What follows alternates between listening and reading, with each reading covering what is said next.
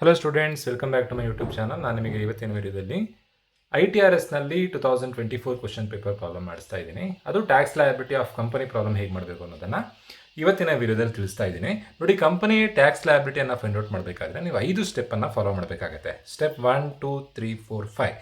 But ಕೆಲವೊಂದು ಪ್ರಾಬ್ಲಮ್ನಲ್ಲಿ step 1 find out ಮಾಡುವಂಥ ಅವಶ್ಯಕತೆ ಇಲ್ಲ. ಸ್ಟೆಪ್ 1 ಕ್ಯಾಲ್ಕುಲೇಷನ್ ಮಾಡಬೇಕು ಅಂತಿಲ್ಲ. ಯಾವಾಗ ಸ್ಟೆಪ್ 1 ಕ್ಯಾಲ್ಕುಲೇಷನ್ ಮಾಡೋದು ಬೇಡ ಅಂತಂದರೆ, ಕ್ವಶನಲ್ಲಿ ಬಿಸ್ನೆಸ್ ಇನ್ಕಮನ್ನು ಅವರೇ ಕೊಟ್ಟಾಗ ಸ್ಟೆಪ್ 1 ಮಾಡೋದು ಬೇಡ, ಡೈರೆಕ್ಟಾಗಿ ಸ್ಟೆಪ್ 2 ಇಂದ ಮಾಡ್ತಾ ಹೋದರೆ ಆಯಿತು. ಸೊ ಈಗ 2024 ಕ್ವಶನ್ ಪೇಪರ್ನಲ್ಲಿ ಕ್ವಶನ್ ಹೇಗೆ ಕೊಟ್ಟಿದ್ದಾರೆ ನೋಡೋಣ. 2024 ಕ್ವಶನ್ ಪೇಪರ್ನಲ್ಲಿ ಕ್ವಶನನ್ನು ಈ ಥರದಲ್ಲಿ ಕೊಟ್ಟಿದ್ದಾರೆ. ನಾನು ಆಲ್ರೆಡಿ ಸೊಲ್ಯೂಷನ್ ಮಾಡಿದ್ದೀನಿ, ಅದನ್ನು ಎಕ್ಸ್ಪ್ಲೈನ್ ಮಾಡ್ತೀನಿ ಹೇಗೆ ಮಾಡಬೇಕು ಅನ್ನೋದನ್ನು. ಕ್ವಶನಲ್ಲಿ ಹೇಗೆ ಕೊಟ್ಟಿದ್ದಾರೆ ಅಂತಂದರೆ, ABC Company Limited submits the following details of its income for the previous year ending 31st March 2023. ಕಂಪನಿಯ ಇನ್ಕಮ್ಗಳನ್ನು ಕೊಟ್ಟಿದ್ದಾರೆ. First entry, profits of the business after deduction of donation to NDF 6,50,000 ಕೊಟ್ಟಿದ್ದಾರೆ. ಸೊ ಹೀಗೆ ಕೊಟ್ಟಾಗ ಕ್ವಶನಲ್ಲಿ ನೋಡಿ, ಕಂಪನಿಯ profit donation to NDF consider ಮಾಡಿ ಆದಮೇಲೆ 6,50,000 ರೂಪಾಯಿ ಇದೆಯಂತೆ. ಹೀಗೆ ಕೊಟ್ಟಾಗ ನೀವು ಇನ್ಕಮ್ ಫ್ರಮ್ ಬಿಸ್ನೆಸ್ಸನ್ನು ನೀವೇ ಕ್ಯಾಲ್ಕುಲೇಷನ್ ಮಾಡಬೇಕಿತ್ತು. ಯಾಕೆ ಅಂತಂದರೆ, ಡೊನೇಷನ್ ಟು NDF ಕನ್ಸಿಡರ್ ಮಾಡಿ ಆದಮೇಲೆ ಅವರ ಇನ್ಕಮ್ 6,50,000.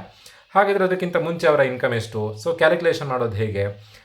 ನೆಟ್ ಪ್ರಾಫಿಟ್ ಬರ್ಕೊಂಡು 6,50,000 ನೆಟ್ ಪ್ರಾಫಿಟ್ ಬರ್ಕೊಂಡು ಆ್ಯಡ್ ಡಿಸ್ಅಲೌಡ್ ಎಕ್ಸ್ಪೆನ್ಸಸ್ ಅಂತ ಬರೆದು NDF ಅಮೌಂಟನ್ನು ಆ್ಯಡ್ ಮಾಡಿ ಇನ್ಕಮ್ಸ್ ಆಫ್ ಅದರ್ ಹೆಡ್ಡನ್ನು ರೆಸ್ ಮಾಡಬೇಕಿತ್ತು. ಬಟ್ ಕ್ವಶನಲ್ಲಿ ಎಲ್ಲೂ ಕೂಡ NDF ಅಮೌಂಟನ್ನು ಕೊಡಲಿಲ್ಲ. ಸೊ ಇದೇ ಥರದ ಸಿಮಿಲರ್ ಪ್ರಾಬ್ಲಮನ್ನು ನಾನು ನಿಮಗೆ ಅಪ್ಲೋಡ್ ಮಾಡಿದ್ದೀನಿ, ನೀವು ಪ್ಲೇ ಲಿಸ್ಟಲ್ಲಿ ಗಮನಿಸ್ಬೋದು. ಅದರಲ್ಲಿ profit of the business after deduction of donation to charitable institution ಅಂತ ಒಂದು ಪ್ರಾಬ್ಲಮ್ ಮಾಡಿಸಿದ್ದೀನಿ. ಅದರಲ್ಲಿ ಚಾರಿಟೇಬಲ್ ಇನ್ಸ್ಟಿಟ್ಯೂಷನ್ ಅಮೌಂಟ್ ಕೂಡ ಇದೆ. ಅಮೌಂಟ್ ಕೊಟ್ಟಾಗ ನೀವು ಇನ್ಕಮ್ ಫ್ರಮ್ ಬಿಸ್ನೆಸ್ಸನ್ನು ಫೈಂಡ್ ಔಟ್ ಮಾಡಬೇಕು. ಬಟ್ ಈ ಕ್ವಶನಲ್ಲಿ ಡೊನೇಷನ್ ಟು NDF ಎಂಟ್ರಿ ಎಲ್ಲೂ ಕ್ವಶನಲ್ಲಿ ಕೊಡಲಿಲ್ಲ. NDF ಅಮೌಂಟ್ ಇಲ್ಲ ಈ ಪ್ರಾಬ್ಲಮ್ನಲ್ಲಿ. ಹಾಗಾಗಿ ಡೈರೆಕ್ಟಾಗಿ ನೀವು ಸೊಲ್ಯೂಷನ್ ಮಾಡ್ಬೋದು, ಬಿಸ್ನೆಸ್ ಕ್ಯಾಲ್ಕುಲೇಷನ್ ಮಾಡುವಂಥ ಅವಶ್ಯಕತೆ ಇಲ್ಲ. ಸೊ ಹಾಗಾಗಿ ಸ್ಟೆಪ್ 1 ಸ್ಕಿಪ್ ಮಾಡ್ಬೋದು. ಸ್ಟೆಪ್ 2 ಏನು? Computation of total income. Total income find out ಮಾಡೋದು ಹೇಗೆ? ಒಂದು ಕಂಪನಿಗೆ ಏನೇನು ಇನ್ಕಮ್ ಆಗುತ್ತೋ ಎಲ್ಲ ಇನ್ಕಮನ್ನು ಬರ್ಕೊಳ್ಬೇಕು. ಸೊ ಇಂಡಿವಿಜುವಲಿಗಾದರೆ ಇನ್ಕಮ್ ಫ್ರಮ್ ಸ್ಯಾಲ್ರಿ ಒಂದು ಬರ್ಕೊಳ್ತೀರಾ. ಇಂಡಿವಿಜುವಲ್ಲು ಯಾವುದೋ ಕಂಪ್ನಿಯಲ್ಲಿ ಕೆಲಸ ಮಾಡ್ತಾರೆ, ಅವರಿಗೆ ಸಂಬಳ ಸಿಗುತ್ತೆ. ಬಟ್ ಕಂಪನಿಯವರಿಗೆ ಯಾವುದೇ ಥರ ಸ್ಯಾಲ್ರಿ ಸಿಕ್ಕಲ್ಲ. ಕಂಪನಿ ಅಂತಂದರೆ ಅವರೇ ಬೇರೆಯವ್ರಿಗೆ ಕೆಲಸ ಕೊಡ್ತಾರೆ. ಸೊ ಕಂಪನಿಯ ಟ್ಯಾಕ್ಸ್ ಲಯಬಿಲಿಟಿ ಫೈಂಡ್ ಔಟ್ ಮಾಡಬೇಕಾದ್ರೆ ಇನ್ಕಮ್ ಫ್ರಮ್ ಸ್ಯಾಲ್ರಿ ಬರ್ಕೊಳ್ಳೋದು ಬೇಡ, ಇನ್ಕಮ್ ಫ್ರಮ್ ಬಿಸ್ನೆಸ್ಸಿಂದ ಬರ್ಕೊಂಡ್ರೆ ಆಯ್ತು. Income from business, house property, long term capital gain, short term capital gain, income from other sources. Income from business ಅಂದರೆ ಅವರ ಬಿಸ್ನೆಸ್ಸಿಂದ ಆಗುವಂಥ ಇನ್ಕಮ್. ಹೌಸ್ ಪ್ರಾಪರ್ಟಿ ಅಂದರೆ ಅವ್ರು ಏನಾದರೂ ಬಿಲ್ಡಿಂಗನ್ನು ಬಾಡಿಗೆ ಕೊಟ್ಟಿದ್ರೆ ಅಥವಾ ಅವ್ರ ಮನೆಯನ್ನು ಕಟ್ಟಿ ಬಾಡಿಗೆ ಕೊಡ್ತಾ ಇದ್ದರೆ ಆಗ ಆಗುವಂಥ ಇನ್ಕಮ್. ಕ್ಯಾಪಿಟಲ್ ಗೇನ್ ಅಂತಂದರೆ ಅವ್ರ ಹತ್ರ ಇರೋ ಅಸೆಟನ್ನು ಸೇಲ್ ಮಾಡಿದಾಗ ಆಗುವಂಥ ಇನ್ಕಮ್. ಯಾವ್ಯಾವ ಇನ್ಕಮ್ ಉಳಿಯುತ್ತೋ ಎಲ್ಲದನ್ನು ಅದರ್ ಸೋರ್ಸಿಗೆ ಬರೀಬೇಕು. ಈಗ ಈ ಕ್ವಶನಲ್ಲಿ ಇನ್ಕಮ್ ಫ್ರಮ್ ಬಿಸ್ನೆಸ್ ಕ್ಯಾಲ್ಕುಲೇಷನ್ ಮಾಡಲಿಕ್ಕೆ ಆಗಲ್ಲ, ಏನಕ್ಕೆಂದರೆ NDF ಅಮೌಂಟ್ ಕೊಡಲಿಲ್ಲ. 10 ಮಾರ್ಕ್ಸಿನ ಪ್ರಾಬ್ಲಮ್ ಇದು. NDF ಅಮೌಂಟ್ ಕೊಟ್ಟಿದ್ರೆ ನೀವು ಕ್ಯಾಲ್ಕುಲೇಷನ್ ಮಾಡಬೇಕಿತ್ತು. NDF ಅಮೌಂಟ್ ಕೊಡಲಿಲ್ಲ, ಹಾಗಾಗಿ ಕ್ಯಾಲ್ಕುಲೇಷನ್ ಮಾಡಲಿಕ್ಕಾಗಲ್ಲ. ಇನ್ಕಮ್ ಫ್ರಮ್ ಬಿಸ್ನೆಸ್ಸೇ 6,50,000 ಬರ್ಕೊಳ್ಳೋದು. ಎಲ್ಲೂ ಕೂಡ ಹೌಸ್ ಪ್ರಾಪರ್ಟಿ ಇನ್ಕಮ್ ಕೊಡಲಿಲ್ಲ. ಸೊ ಹೌಸ್ ಪ್ರಾಪರ್ಟಿ ಇನ್ಕಮ್ ನಿಲ್.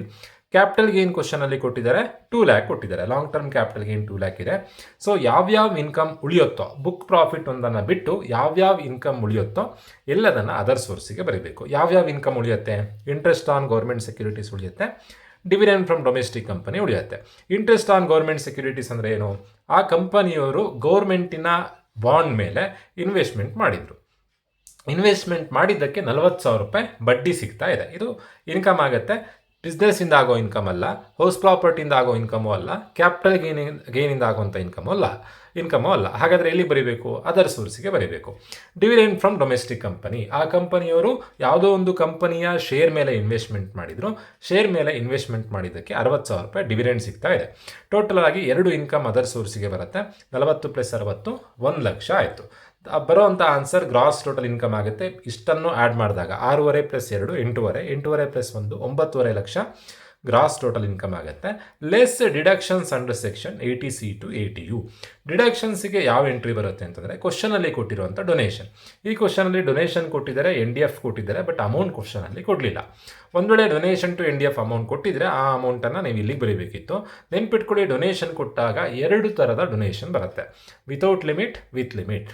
ವಿತೌಟ್ ಲಿಮಿಟ್ ಡೊನೇಷನ್ ಅಂದರೆ ಫಂಡ್ಗಳು. ಫಂಡ್ ಅಂದರೆ ಯಾವ್ಯಾವುದು?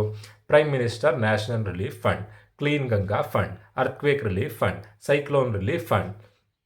ಸೊ ಫಂಡಿನ ಎಂಟ್ರಿಗಳನ್ನು ಕೊಟ್ಟಾಗ ಯಾವುದೇ ಫಂಡ್ ಕೊಟ್ಟಿರಲಿ ಎಲ್ಲದನ್ನು ಫುಲ್ ಅಮೌಂಟ್ ಬರೀರಿ, ಎಕ್ಸೆಪ್ಟ್ 4 ಫಂಡ್ಸ್, 4 ಫಂಡನ್ನು ಹೊರತುಪಡಿಸಿ ಬೇರೆ ಎಲ್ಲರೂ ಎಷ್ಟು ಅಮೌಂಟ್ ಕೊಟ್ಟಿರ್ತಾರೋ ಅಷ್ಟು ಅಮೌಂಟನ್ನು ಬರೆಯೋದು. ಬಟ್ ಆ 4 ಫಂಡ್ ಕೊಟ್ಟಾಗ 4 ಯಾವ್ದು Rajiv Gandhi memorial fund, Indira Gandhi memorial fund, Jawaharlal Nehru memorial fund, ಈ ಮೂರು ಹೆಸರು ನೆನ್ಪಿಟ್ಕೊಳ್ಳಿ.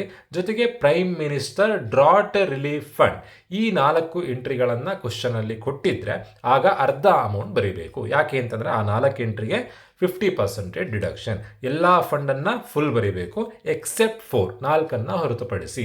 ಬಟ್ ಈ ಕ್ವಶನಲ್ಲಿ ಯಾವುದೇ ಥರ ಫಂಡ್ ಕೊಡಲಿಲ್ಲ. ಫಂಡ್ ಕೊಟ್ಟಾಗ ನಾನು ಹೇಗೆ ಮಾಡಬೇಕು ಅಂತ ಹೇಳ್ತಾ ಇರೋದು, ಫುಲ್ ಅಮೌಂಟ್ ಬರೀಬೇಕು. ಯಾವಾಗ ಎಲ್ಲ ಫಂಡಿಗೆ ಫುಲ್ ಅಮೌಂಟ್, 4 ಫಂಡಿಗೆ ಅರ್ಧ ಅಮೌಂಟ್. ಫಾರ್ ಎಕ್ಸಾಂಪಲ್ 10,000 ಕೊಟ್ಟಿದ್ರೆ 5,000 ಮಾತ್ರ ಬರೀಬೇಕು. ಯಾವ್ಯಾವ ಎಂಟ್ರಿಗೆ Rajiv Gandhi, Indira Gandhi, then Jawaharlal Nehru, prime minister drought relief fund, ಈ 4 ಫಂಡಿಗೆ ಅರ್ಧ ಅಮೌಂಟ್ ಬರೆದ್ರಾಯಿತು. ಸೊ ಕ್ವಶನಲ್ಲಿ ಯಾವುದೇ ಥರ ಡಿಡಕ್ಷನ್ ಇಲ್ಲ. 9,50,000 ಮೈನಸ್ 0, 9,50,000 ಆಗುತ್ತೆ. ಸೊ ನೆಕ್ಸ್ಟ್ ಏನು ಫೈಂಡ್ ಔಟ್ ಮಾಡಬೇಕು, tax liability as per IT find out ಮಾಡಬೇಕು. ಹೇಗೆ ಅಂತಂದರೆ ಕಂಪ್ನಿಗೆ 9,50,000 ಲಾಭ ಆಗಿದೆ. ಹಾಗಾದರೆ ಗೌರ್ಮೆಂಟಿಗೆ ಎಷ್ಟು ಟ್ಯಾಕ್ಸ್ ಕಟ್ಟಬೇಕಾಗತ್ತೆ ಅನ್ನೋದನ್ನು ಕ್ಯಾಲ್ಕುಲೇಷನ್ ಮಾಡೋದೇ tax liability. So first long term capital ಗೈನಿಗೆ 20% ಟ್ಯಾಕ್ಸ್ ಪೇಮೆಂಟ್ ಮಾಡಬೇಕು. ತುಂಬ ಜನಕ್ಕೆ ಇದೊಂದು ಡೌಟ್, ನಮ್ಮ ಕಾಲೇಜ್ನಲ್ಲಿ 12.5% ಬರ್ಸಿದ್ದಾರೆ. ಸೊ 12.5% ಇದೆ, 20% ಇದೆ. ಯಾವಾಗ 12.5 ಒಂದು ವೇಳೆ ಅಸೆಟನ್ನು 2024 ನಂತರದಲ್ಲಿ ಪರ್ಚೇಸ್ ಮಾಡಿ ದೆನ್ ಸೇಲ್ ಮಾಡಿ 2 ಲಕ್ಷ ರೂಪಾಯಿ ಲಾಭ ಆಗಿದ್ದರೆ 12.5. ಕ್ವಶನಲ್ಲಿ ಏನು ಇನ್ಫಾರ್ಮೇಷನ್ನೇ ಕೊಟ್ಟಿಲ್ಲ, ಪರ್ಚೇಸ್ ಮಾಡಿರೋ ಡೇಟ್ ಬಗ್ಗೆ ಇನ್ಫಾರ್ಮೇಷನ್ ಕೊಡಲಿಲ್ಲ ಅಂತಂದರೆ ಬಿಫೋರ್ 2024 ಪರ್ಚೇಸ್ ಮಾಡಿದ್ರು ಆ ಅಸೆಟನ್ನು ಅಂತ ಅಸ್ಯೂಮ್ ಮಾಡ್ಕೊಳ್ಬೇಕು. ಸೊ ಹಾಗಾಗಿ 20% ಮಾಡುವಂಥದ್ದು. ಅವರಿಗೆ ಏನಾದರೂ ಲಾಂಗ್ ಟರ್ಮ್ ಕ್ಯಾಪಿಟಲ್ ಗೇನ್ ಆದರೆ ಗೌರ್ಮೆಂಟಿಗೆ ಒಂದು ಸೈಟ್ ತೊಗೊಂಡು ಮಾರಿದ್ದಾರೆ ಅಂತ ಅಂದ್ಕೊಳ್ಳೋಣ. ಮಾರಿದಾಗ 2 ಲಕ್ಷ ರೂಪಾಯಿ ಲಾಭ ಆಗಿದೆ. ಅದಕ್ಕೆ ಗೌರ್ಮೆಂಟಿಗೆ 20% ಟ್ಯಾಕ್ಸ್ ಕಟ್ಟಬೇಕು. 2 4 40,000 ರೂಪಾಯಿ ಟ್ಯಾಕ್ಸ್ ಲಾಂಗ್ ಟರ್ಮ್ ಕ್ಯಾಪಿಟಲ್ ಗೇನಿಗೆ ಕಟ್ಟಬೇಕಾಗುತ್ತೆ.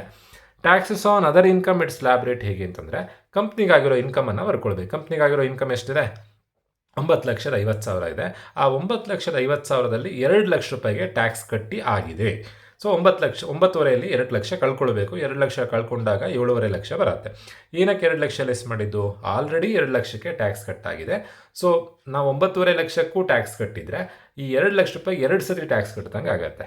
ಹಾಗಾಗಿ 2 ಲಕ್ಷ ರೂಪಾಯಿ ಕಳ್ಕೊಳ್ಬೇಕು. ಕಳ್ಕೊಂಡಾಗ 7.5 ಲಕ್ಷ ಬರುತ್ತೆ. 7.5 ಲಕ್ಷಕ್ಕೆ ಟ್ಯಾಕ್ಸ್ ರೇಟ್ ಎಷ್ಟು, ಕೆಲವೊಂದು ಪ್ರಾಬ್ಲಮ್ 25 ಅಥವಾ 30. ಯಾವಾಗ 25, ಯಾವಾಗ 30? ಕಂಪನಿಯ ಇನ್ಕಮ್ ನೋಡಬೇಕು. ಕಂಪನಿಯ ಇನ್ಕಮ್ 400 ಕೋಟಿಗಿಂತ ಕಮ್ಮಿ ಇದ್ದರೆ 25%, 400 ಕೋಟಿಗಿಂತ ಜಾಸ್ತಿ ಇದ್ದರೆ 30%. ಯೂಶ್ವಲಿ ಎಲ್ಲ ಪ್ರಾಬ್ಲಮಲ್ಲೂ ಇನ್ಕಮ್ 400 ಕೋಟಿಗಿಂತ ಕಮ್ಮಿ ಇರುತ್ತೆ. ನೀವು 25% ಅಂತ ನೀವು ನೆನ್ಪಿಟ್ಕೊಳ್ಬೋದು.